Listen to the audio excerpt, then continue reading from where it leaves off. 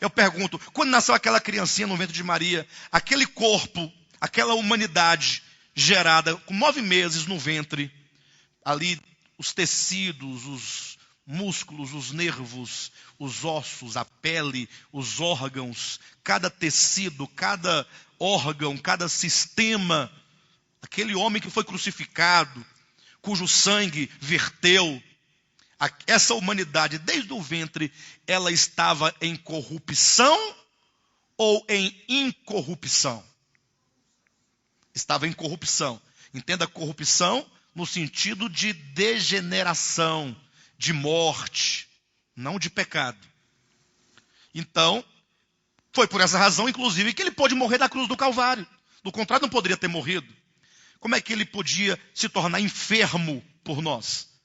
Então, aquela humanidade de Jesus foi a primeira a ser redimida, a primeira a deixar de ser um corpo corruptível para se tornar um corpo incorruptível. Foi a primeira humanidade, o primeiro corpo a deixar de ser um corpo de fraqueza para ser um corpo em poder. Um corpo em desonra para ser um corpo em honra, em glória. Ou seja, quando Jesus ressuscita dentre os mortos, aquele corpo dele é glorificado e transcende, portanto, essa mera humanidade. E não somente transcende, mas agora essa humanidade penetra na glória e na divindade, de maneira que agora é dito lá em Filipenses capítulo 3, versículo 20 e 21, que nós em ressurreição teremos o mesmo corpo de glória que o corpo de Jesus Cristo, o mesmo.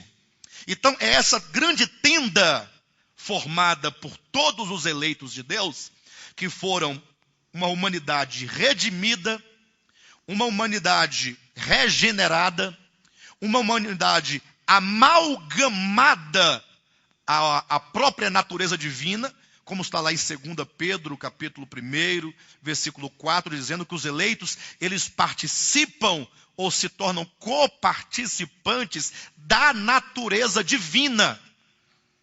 Então, é essa grande humanidade de eleitos, eu e você e todos nós, e com todos os eleitos do passado e os do futuro, todos formando um novo homem, uma nova humanidade, habitação de Deus, amalgamados a Deus, mesclados a Deus.